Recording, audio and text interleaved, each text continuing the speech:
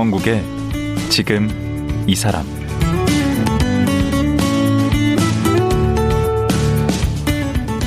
안녕하세요. 강원국입니다. 어제에 이어 서울대 유성호 교수와 말씀 나눠보겠습니다. 어제 말씀을 들어보니 법의학자의 역할이 정말 중요하더라고요.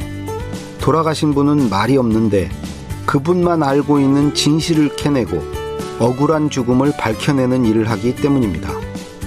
오늘은 20여 년간 법의학자로 마주한 죽음에 대한 사연, 그리고 죽음을 통해 만나는 삶에 대한 얘기를 나눠보도록 하겠습니다. 유성호 교수 만나봅니다.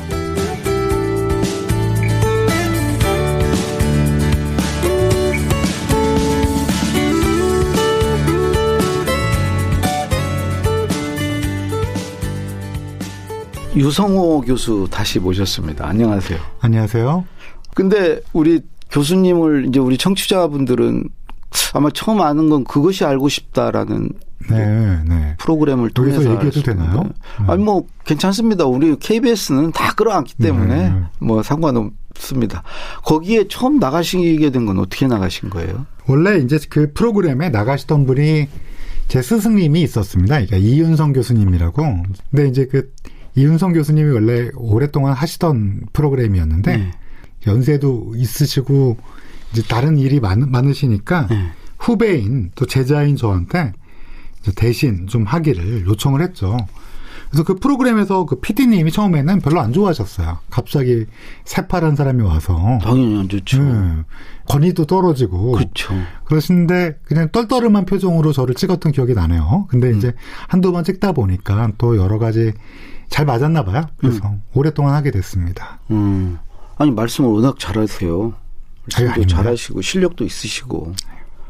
감사합니다. 책에도 그렇게 써놓으셨더구나. 법의학 앞에 완전 범죄는 없다. 다 잡는다는 거 아니에요? 그거 오만한 말을 제가 거기다 썼나요? 책이 제목에 있던데. 편집자가 썼을 겁니다. 제가 오만하지는 않습니다. 네. 근데 이 부검하셔가지고 어떤 사건의 단서를 잡는데 결정적인 역할도 많이 하셨잖아요. 윤일병 사건도 그렇게 하셨다면서요. 윤일병 사건 같은 경우는 이거는 뭐 이제 KBS에 윤진 기자님이라고 계셨어요.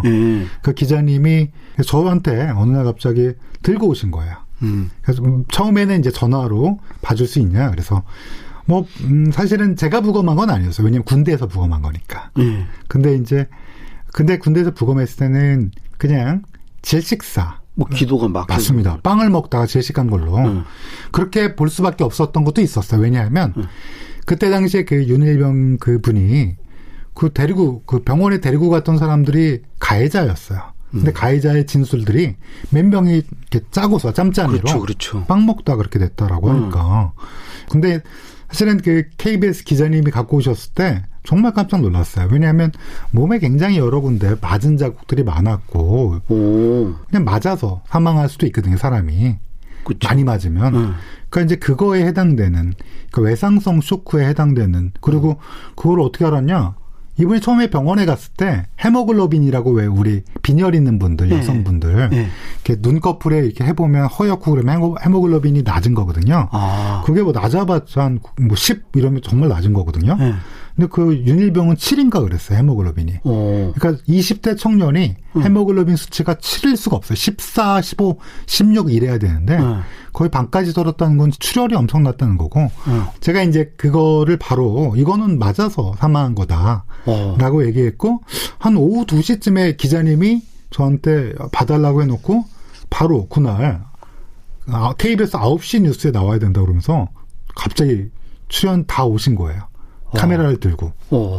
군검찰에서는 이제 이게 처음에 기소를 상해로 했잖아요. 근데 이거를 뒤집는 KBS의 9시 뉴스 기사가 나오니까 이건 죽인 거다. 뭐 이렇게 나온 거니까. 그러니까 이제 군검찰에서는 저 말고 이제 다른 교수님들, 법의학 교수님들과 법의학자들에게 찾아가서 이게 맞냐. KBS에서 보도한 게.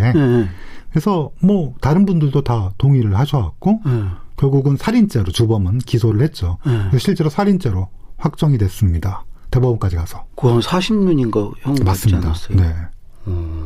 그래서 처음에 이거를 뭐 사실은 검찰이나 경찰, 이제 헌병은 전문가가 아니잖아요. 그러니까 이제 진술이 일관되면 이걸 믿어야 되나 그러고 법의학자들도 제일 조심해야 될 게 사실 경찰 검찰 이야기예요. 그러니까 법의학자들이 처음에 경찰이랑 인터뷰를 하잖아요.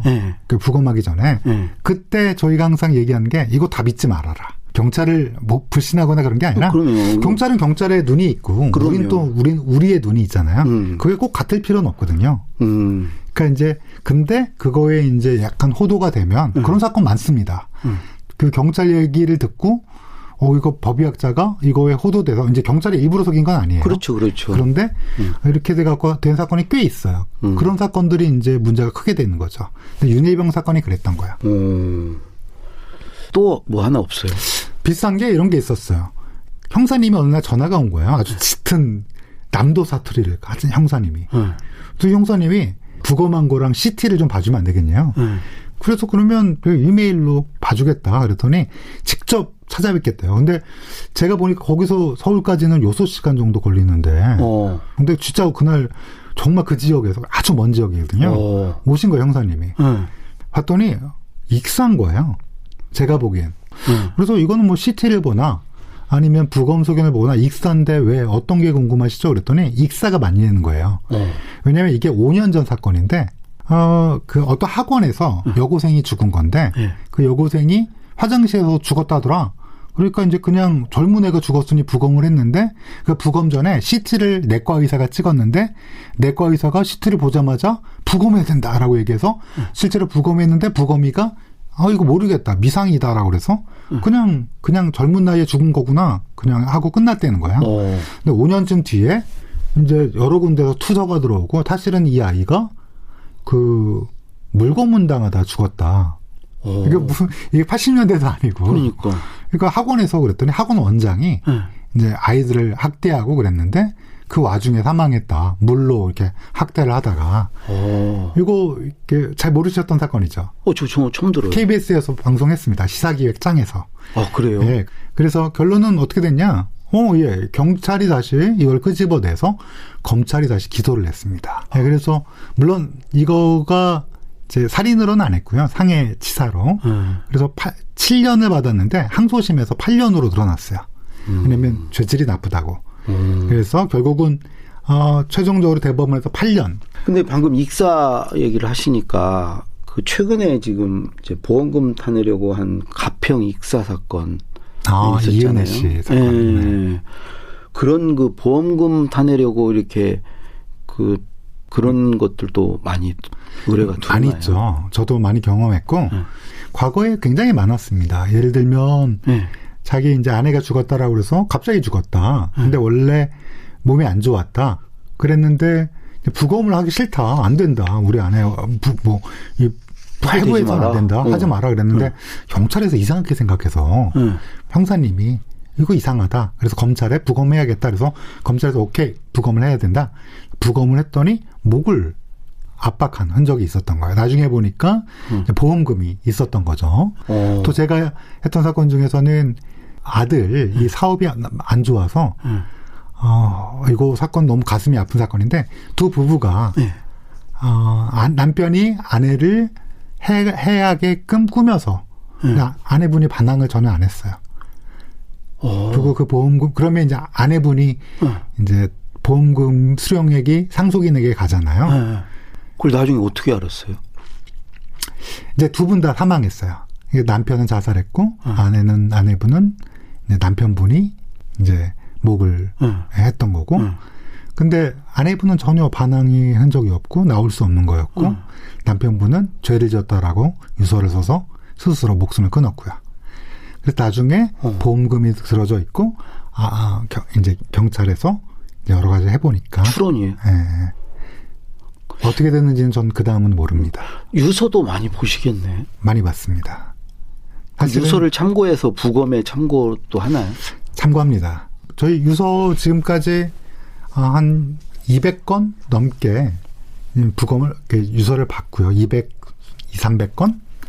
그래서 그 유서 중에서는 정말 가슴 아픈 것도 있죠. 예를 들면 앞집에 외상 몇천 원 남겨두고 가는 게 너무 미안해서 외상을 갚아줄 수 있겠냐고 이제 남은 꼭 착한 사람들이 그러더라고요. 네, 그리고 가장 좀 제가 좀 마음이 아팠던 것 중에 하나가 아들에게 어렸을 때 너무 때려서 미안하다. 그땐 내가 어떻게 키운지도 몰랐고 너를 그냥 때려서 어떻게 해. 근데 너무 많이 때렸던 것 같다. 미안하단 말을 적은 유서도 있었고요.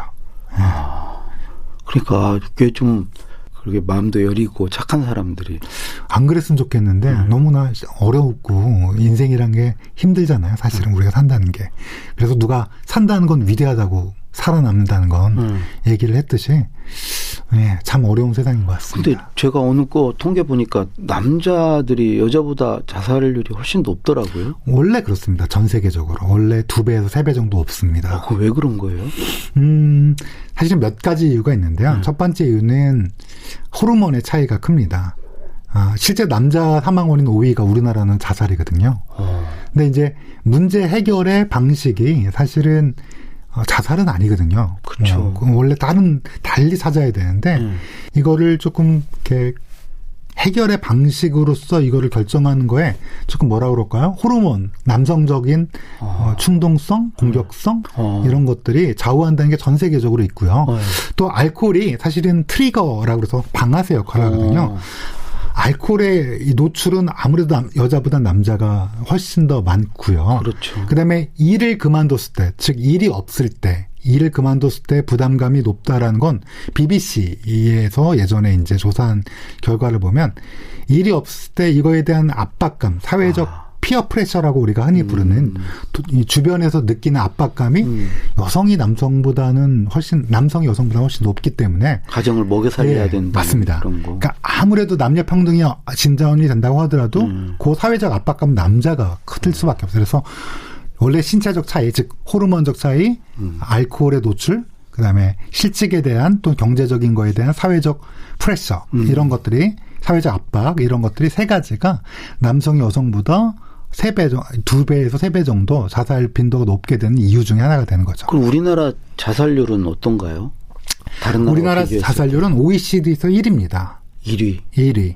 그러니까 사실 말도 안 되게 높은 나라예요. 우리나라 굉장히 괜찮은 나라인 건 잘 알고 계시잖아요. 좋은 나라입니다. 10위권 경제 강국이죠.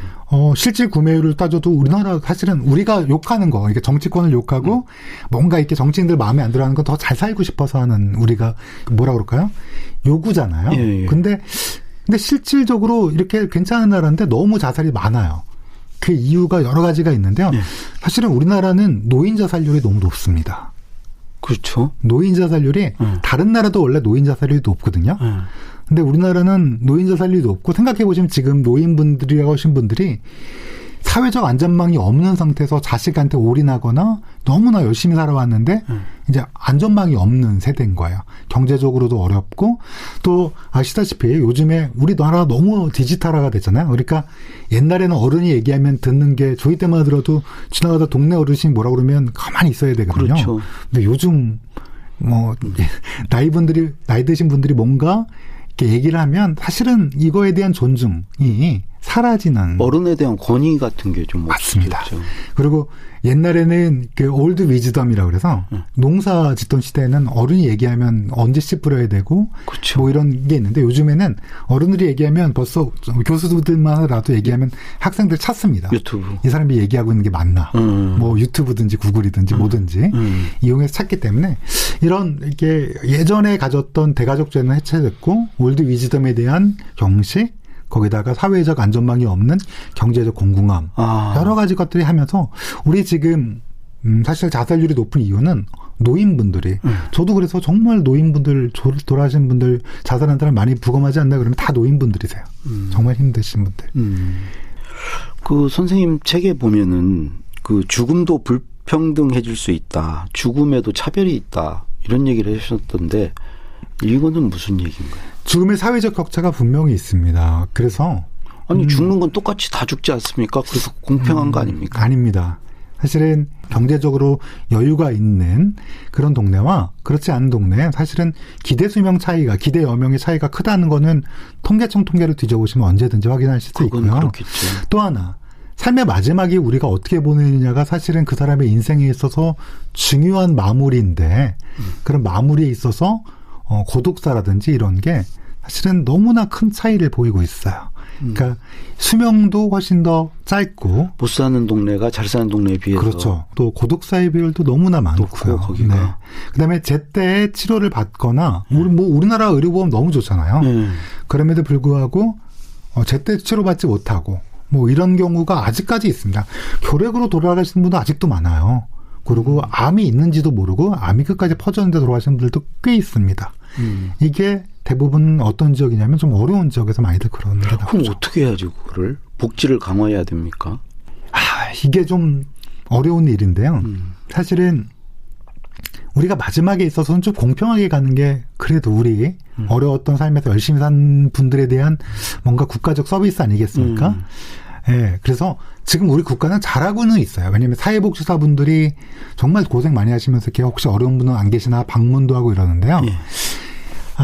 이런 인력들이 조금 더 뭐라 그럴까? 좀 여유 있게 하실 수 있게 비용 복지 예산을 이렇게 얘기하면 또 싫어하시는 분도 계실 수 있으니까요. 그러니까 여러 가지 것들을 좀 고려해서 노인분들의 죽음의 격차가 너무 커서요. 그거를 조금 줄일 수 있는 방안을 좀 머리를 맞대자. 누구나 행복하게 마지막을 보낼 수는 없겠지만 그래도 너무나 안타깝고 너무 비참하게 맞아요. 그런 게 없겠도록. 된다. 네.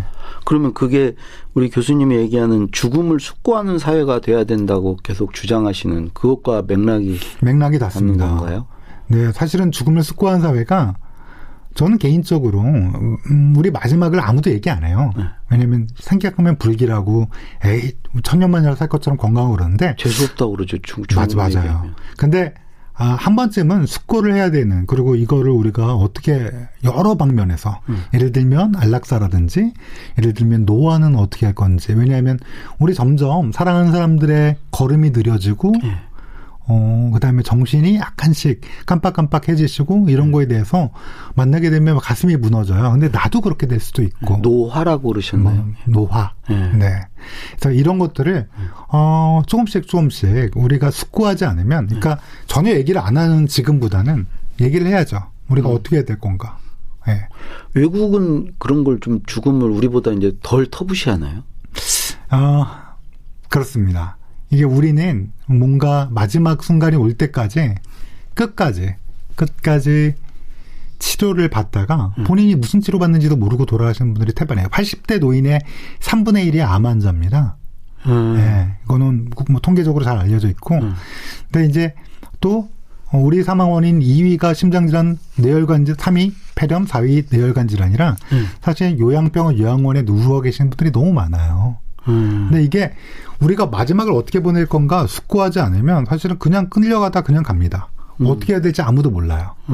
그래서 처음부터 건강하면 제일 좋죠. 그렇게 안 되게. 근데 이런 것도 전혀 교육이 안 돼 있고 왜냐하면 죽음이 안 올 거라 생각하니까. 5, 60대만 되더라도 저도 50대지만 5, 60대 때는 몸이 좋으니까 전혀 생각 안 해요. 아무것도. 제가 우리 재테크 하시는 이 프로그램에서 만나 뵀는데 사람들이 착각하는 게 어느 날 갑자기 죽을 거다라고 생각을 한다는 거죠. 럭키한 거예요. 근데 그게 사실은 그렇지 않다는 거죠. 오랜 투병 기간과 거기 돈이 들어가고 하나 있고 부부가 막연히 그냥 한날 1시에 갈 거라고 생각하는데 반드시 한 명은 남는다. 이제 그런 거에 대한 미리 생각을 하고 대비를 해야 되는데 그런 걸 별로 생각 않고 산다. 그래서 나중에 이제 경제적으로나 여러 가지 이제 어려움을 겪는다고 하는데 그럼 우리가 이제 죽음을 그럼 어떻게 맞아야 되나요? 준비해야 되나요? 제가 그걸 알면 종교를 창건해서 여러분들을 모시고 뭐 많은 집회도 하고 그럴 텐데 사실은 저는 그렇게 생각합니다. 우리 백인의 삶이 다 다르잖아요. 이제까지 살아온 게. 선생님과 저도 삶이 달랐고 백인의 삶이 다 다르듯이 백인의 죽음도 다 달라요. 끝에는 우리가 뭐 암이 3분의 1로 죽고 그다음에 뭐 심장질환, 뇌혈관 질환, 폐질환 이런 걸로 사망하겠지만 사실은 각자만의 준비라는 게 있어요. 혹시 죽음에 대해서 한 번도 준비해 보신 적 없죠? 내가 죽은 다음에 어떤 포지셔닝을 할까를 생각해 보신 적 있나요? 죽으면 끝이라고 생각하시나요? 그거는 저는 이제 저런 거 임사체험 이런 거 좀 믿습니다. 네. 그래. 임사체험은 제가 드릴 말씀 없고요. 그래요? 그 저 혼자 믿는 거니까요. 네. 저는 그냥 이런 생각을 했으면 좋겠어요. 죽음 이후에 나의 포지셔닝을 어떻게 할 건가? 죽으면 정말 다 끝인가? 아니면 죽음 이후에 남은 사람들한테 나를 어떻게 포지셔닝 할까? 그냥 잊히길 바라나?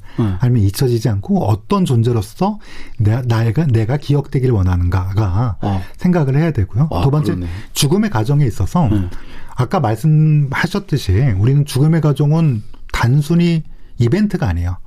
프로세스예요. 무슨 말이냐면 어느 순간 죽는 게 아니라 과정이에요. 근데 이 죽음은 요즘에는 다 과정이거든요. 왜냐하면 오랫동안 우리 치료를 의료기술이 좋으니까. 의료기술이 좋아서 맞아요. 안 죽이잖아요. 잘 안 죽습니다. 그냥 끝까지 가요. 그러니까 죽음의 과정에서 내가 어떤 선택을 언제 내가 어떤 선택을 할지를 결정 못하면 내 사랑하는 사람들이 그 결정을 해야 돼요. 근데 우리는 다 독립적으로 우리 인생을 살아왔잖아요. 근데 마지막 순간에 나의 마지막을 왜 내 사랑하는 사람들이 부담을 갖고 그런 결정을 해야 되는지 이걸 미리 결정을 할 수 있는 방법이 있습니다. 어떻게 해요? 사전연명의료의향서라든지 연명의료결정서라든지 아니면 뭐 우리 존엄사라고 얘기하는 거라든지 이런 것들을 생각해 보는 거죠. 유서도 미리 써놓는. 그렇습니다. 그리고 마지막에는 죽은 사람한테 뭘 남길지. 다들 돈 얘기 생각하시는데 꼭 돈 말고 사랑하는 사람한테 남기고 싶은 게 있잖아요. 없으신 분도 계시겠지만 되게 어떤 거 나의 사랑을 남길지 내 재산을 남길지 아니면 나의 뭘 남길지를 추억을 남겨야죠. 맞아요. 저에 대한 추억, 기억. 그렇다면 지금 어떻게 해야 될까? 뭐 이런 것들. 사실은 우리 기대 수명 남자는 84세예요. 근데 한 10년은 아프거든요.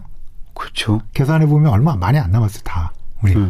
저 항상 그거를 기대 연명을 생각하고 얼마 안 남았기 때문에 그 생각을 하면 어떤 생각을 하냐면 누구나 반드시 죽는다를 기본 베이스로 깔고 그리고 우리는 원래 외로운 존재인데 이렇게 사랑하는 가족을 잃었다 또는 사랑하는 사람들 이웃 또는 사랑하는 직장 동료가 있다.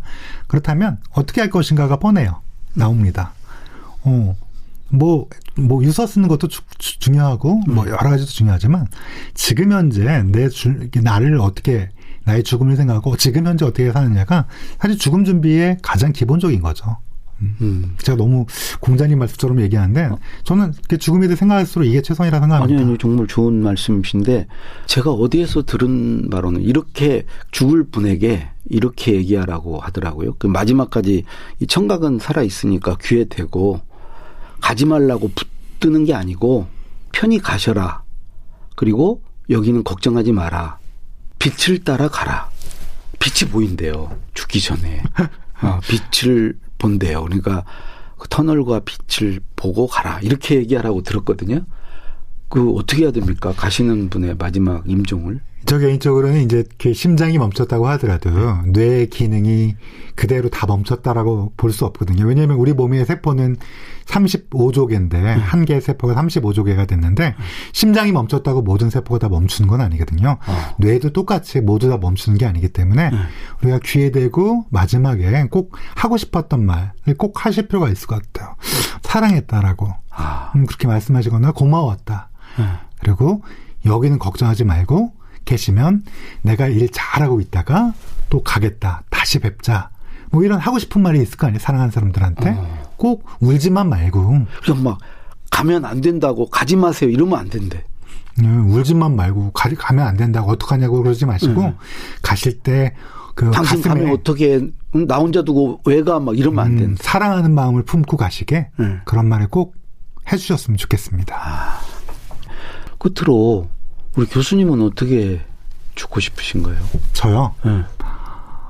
모두 다 꿈꾸는 갑자기 죽고 싶습니다. 그거는 뜻대로 안 되잖아요. 뜻대로 안 됩니다. 원하는 대로 되는 게 아마도 그래도 가족들과 마지막을 함께 충분히 보낼 수 있는 시간을 가지고 그 다음에 만약에 그 영적 체험을 할 수 있다면 저는 원래 무신론자지만 있기를 간절히 바라거든요. 왜냐하면 너무나 고생하고 이렇게 돌아가신 분들이 따뜻하게 쉴 수 있는 곳이 분명히 위에 있으면 좋겠다는 사후세계가 있으면 좋겠다는 생각은 하는데 머릿속으로는 잘 안 돼서 그래서 그런 게 있는 걸 경험하면서 끝나고 싶습니다. 나중에는 이제 종교로 귀하시겠네. 모르죠. 네. 예. 아니, 왜 여쭤봤냐면, 쓰신 책에 그 탱고 음악에 맞춰서 죽고 싶다고 그러셔가지고. 아니, 그거는 제이슨이던가? 예전에 유명하신 분이 있고요. 저는 그냥 저의 사후에 포지셔닝이라고 그랬잖아요. 그냥 괜찮은 사람이었는데, 막, 우리 흔히 얘기하는 국화꽃을 꽂고, 영정사진을 걸고, 묵념하든지, 절을 두 번 하든지, 이거 말고, 다른 형식으로, 저희 가족에게 나를 추모해줬으면 하는 생각이 있어요. 그래서 그게 바뀝니다. 그때그때. 사실은 음악도 생각해 놓은 게 있고요. 이렇게 되게 산성가나 아니면 불교 음악이 들리기도 하는데요. 저는 그냥 다른 음악을 틀었으면 좋겠어요. 저는 김광석 노래 김광석이 어떤 음악? 바람에 날려. 제 제목은 모르는데 늙은 부부의 60대 부부 그거 있잖아요. 예, 그 노래. 그거 너무 슬프잖아요. 그러면 아마 분명히 먼저 가실 텐데. 제가요? 네, 그럼요. 남자가 먼저. 그때 가봐야죠. 길고 짧은 거 대봐야지. 네, 행운의 기회입니다. 아이고, 정말 이게 웃다 울다 이게 되네. 우리 교수님 말씀 들으니까 특히 이제 오늘 마지막에 말씀하신 내용들은 저뿐만 아니라 우리 청취자분들도 이게 많은 걸 생각하게 만드는 것 같습니다. 어제 오늘 우리 얘기 들어보시고 우리 청취자분들께서 더 얘기를 듣고 싶으신 분은 우리 유 교수님이 쓰신 책이 있습니다. 나는 매주 시체를 보러 간다. 제목이 별로 좋지는 않은데 이 책 찾아서 한번 읽어보시면 어제 오늘 말씀하신 그 맥을 더 좀 알 수 있을 것 같습니다. 교수님 고맙습니다. 감사합니다. 법의학자 서울대학교 법의학교실 유성호 교수였습니다.